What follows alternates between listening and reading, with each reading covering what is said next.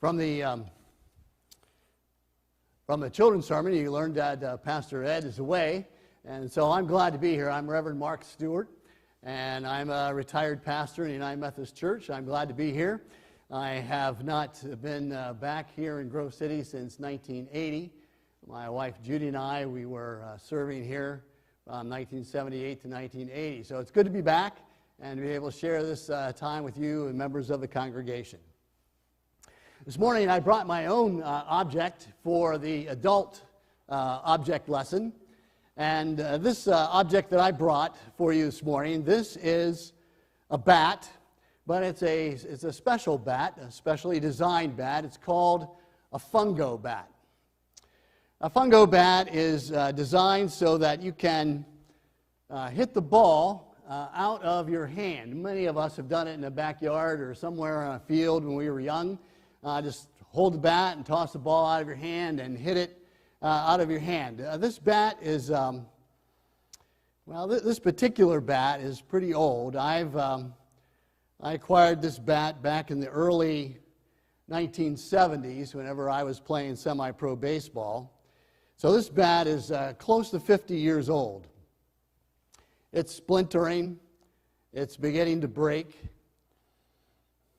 So if anyone took a pitched ball and you threw it, and I would try to hit it with this bat right now, this bat might likely break. It might break right in half.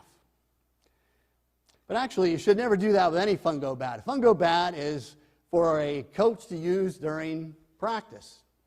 It's for someone to use to hit fly balls in practice, toss it out of your hand, hit it in the air, or to hit ground balls, practice in the infield. It's a bat that's used for practice. You can hit a fly ball, a ground ball. This bat is designed, as you might be able to see, it's longer, uniquely designed. It is longer than a usual bat that you would use to hit with. Also, it's shaped differently in that the weight is distributed differently in the bat. It's pretty narrow all the way from one end to the other.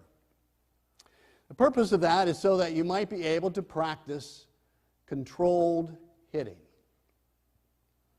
A coach that uses this bat is able to control whether or not they're hitting a fly ball to the outfield or ground balls in the infield, and you can adjust that and accomplish that by adjusting your grip on the bat. Hitting a fly ball, you might want to grip it down lower on the bat in order to get more height. Hitting a ground ball, you might want to move your hands up higher, be able to hit down on the ball. You can use this bat for controlled hitting, but it does matter, you see, who's using it and what kind of grip is being used on the bat. The grip changes how the bat can be used. We have found ourselves to be living in a time when we are in the grip of coronavirus, because it has changed how we live. It's changed how we worship. We're not in church. We're watching on television or on a delayed broadcast. It's changed how we are able to socialize, how we're able to meet and greet one another, how we are able to visit. I have a 95-year-old mother, and she's in skilled nursing. I was just down yesterday. I was down visiting with her, and I was able to see her through a large glass door. I was on one side of the door. She was on the other side of the door. I was hollering across through the door. She couldn't hear me, but that's how we had to visit. We're in a grip of something that changes how we live. It changes how we go out to eat. It changes how we are able to greet and talk to one another. It changes the changes have come about that we are wearing masks. We don't embrace. We're in the grip of something that has caused our lives to change, and it causes us to live differently. And we're in that grip that brings fear to our lives. I want to read this text this morning. This is from the Gospel of Mark in the 5th chapter. And it describes someone who is living in the grip of fear, and then they come to meet Jesus and find when meeting Jesus there is new life and new hope. They, the disciples, came to the other side of the sea, to the country of the Gerasenes. And when he had come out of the tombs, a man with an unclean spirit who lived among the tombs, no one could bind him anymore, even with a chain. For he had often been bound with fetters and chains, but the chains he wrenched apart, and the fetters he broke in pieces, and no one had the strength to subdue him. Night and day among the tombs and on the mountains, he was always crying out and bruising himself with stones. And when he saw Jesus from afar, he ran and worshipped him. And crying out with a loud voice, he said, "What have you to do with me, Jesus, Son of the Most High God? I adjure you, by God, do not torment me." For he had said to him, "Come out of the man, you unclean spirit." And Jesus asked him, "What is your name?" He replied, "My name is Legion, for we are many." And he begged him eagerly not to send them out of the country. Now a great herd of swine was feeding there on the hillside, and they begged him, "Send us to the swine, let us enter them." So Jesus gave them leave. And the unclean spirits came out and entered the swine, and the herd, numbering about 2,000, rushed down the steep bank into the sea and were drowned in the sea. The herdsmen fled and told it in the city and in the country, and the people came to see what it was that had happened. And they came to Jesus and saw the demoniac sitting there, clothed and in his right mind, the man who had had the legion, and they were afraid. And so those who had seen it told what had happened to the demoniac and to the swine, and they began to beg Jesus to depart from their neighborhood. And as he was getting into the boat, the man who had been possessed with demons begged him that he might be with him.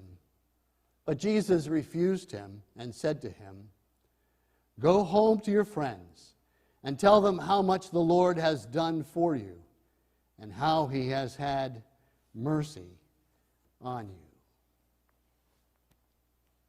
This was a man whose life was over. This was a man who was living in the tombs. He was living among the dead, and that is no place to be living. And then whenever he saw Jesus from afar, immediately there was a response in him. He came rushing to Jesus, and he bowed down and he worshiped him. A man that was in great fear, that was in the grip of fear, that had hold of his heart and life, came to Jesus and bowed down and worshiped him. And Jesus had mercy on him and set him free.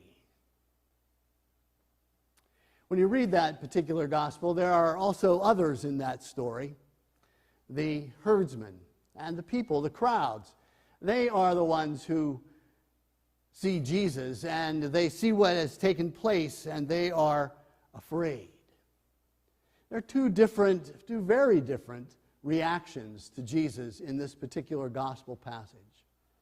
One, the man who is possessed by demons but comes to worship him and then is set free and offers his praise to Jesus. He is honored to be in Jesus' presence. Then there are the others who see what has happened, and they are still remaining in the grip of fear. They want Jesus to leave. They socially distance themselves. They spiritually distance themselves from Jesus as they remain in the grip of fear. You see, whatever grips us, whatever has hold of us, makes a difference in how we live our life. Makes a difference in how we are able to live our life for Christ, whether or not we are able to honor the kingdom, whether or not we're able to live a life that honors Christ. It's what grips us. Does fear get hold of us? Does evil grip us? Or are we allowing Jesus, by his redeeming love and grace, to take a hold, to get a grip of our heart and our life? Whoever has a grip on us makes a difference. It might not surprise you that whenever I retired from the active United Methodist ministry, that I first got a job with the Pittsburgh Pirates. For 2 seasons, I was an usher at PNC Park.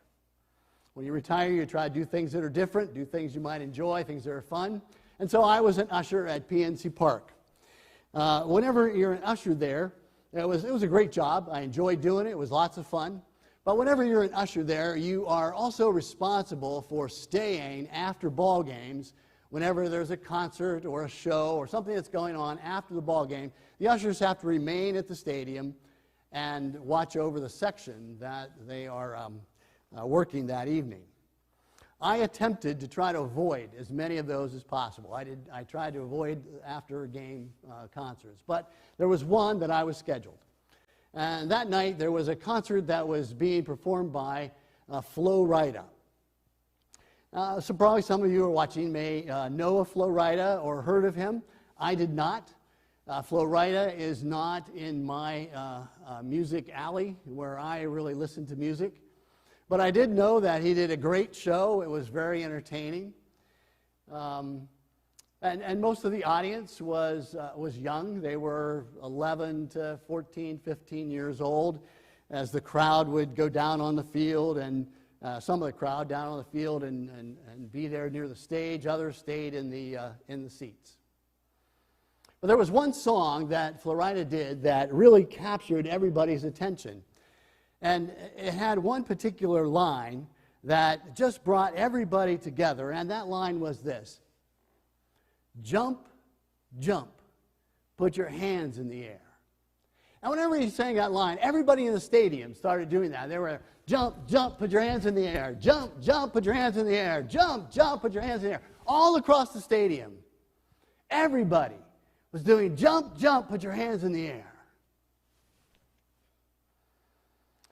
You see, Flo Rida had come, I found that was the song that everybody wanted to hear. That was a song that everybody knew. And so Flo Rida was performing a song that everyone had come to hear. Everyone had known. Jesus is the Son of God that everyone needs to hear about and everyone needs to know. Jesus is the one who comes to change hearts and lives. Jesus is the one who comes to break the grip that has surrounded one in fear or in evil. Jesus is the one who makes the difference in how we live our lives. In the text this morning that I read for you, it says that the man came and said to Jesus, "What do you have to do with me? What do you have to do with me, Lord, Son of the Most High God?" Well, what the man found out in the story as it goes on is that Jesus had everything to do with him. He had everything to do with him. He was the one who would come and change his life. He's the one who call him from death to life. He'd call him out of the tombs into a new life that he could live in honoring God in the kingdom. Whenever we discover who Jesus is in our own hearts and lives, we discover that Jesus has everything to do with you and me. He has everything to do with us. It doesn't matter if we are lonely and there is loneliness in our hearts. He has everything to do with us. He's the one who can break that and break that grip that is in our hearts and lives. If we are worried, if we have deep concerns, if we are carrying heavy burdens, Jesus has everything to do with you. He's the one who makes the difference in your heart and life. He's the one who has a grip on your heart. The one who makes life different. I have to tell you the rest of the Florida story. The rest of the evening, whenever Florida was in concert, I found that many people throughout the stadium were really not paying very much attention. I'd be watching people in the section where I was, and people would just begin talking, having conversations back and forth. The show would be going on the stage, but they really weren't paying attention. They were just talking. There were others that would, I know you can't imagine this, but there would be others who would pull out their cell phone and they would just be scrolling through their cell phone, maybe texting the person that was a couple down from them. There were others that were just sitting in their seats, slouched back, their legs up over the arms of a chair, or maybe out over the railing in front of them. People were not really paying attention to much of the music or the songs that was being played. But then I noticed that throughout the night, there were times whenever Florida would somehow, in some way, work the music back until he would come back to the message, come back to the lyric, come back to that message that everyone knew. Pretty soon there would be another place where the song would turn into jump, jump. Put your hands in the air. Jump, jump, put your hands in the air. Jump, jump, put your hands in the air. And all across the stadium, people would stop talking. Cell phones would be set aside. People would get up out of their chairs and they'd be standing there and everybody would be going, jump, jump, put your hands in the air. Jump, jump, put your hands in the air. Jump, jump, put your hands in the air. Florida kept going back. Kept going back to the part that people knew. For hope to prevail in our world, for love to prevail in our world, for grace to have an opportunity to make a difference in our world, we need to be going back to the message, to the lyric, to the message that makes a difference, and that is Jesus. Jesus is the one who makes the difference. Jesus is the one who calls us to new life. We are called to be moving out of the grip of fear and into the grip of Jesus. There is a tremendous call in God's creation for us to be moving into new life, into a way out of the tombs, out of darkness, out of the dismal places of life, and to be following Jesus, the one who has a different grip on us in our life. And so I would say to you, here you are. Here you are. Uniquely designed and specially made with a purpose. Here you are. Uniquely designed and specially made with a purpose. But the difference is, the only question is, who has a grip on you? Who has the grip on you? Because the grip makes a difference. The grip matters. May it be that today and for the rest of your days, that you may be in the grip of the one whom God sent, named Jesus, whose grip on you is always perfect, fulfilling your purpose, defeating your fears, and bringing new life. Hallelujah. For the risen Christ has made it so.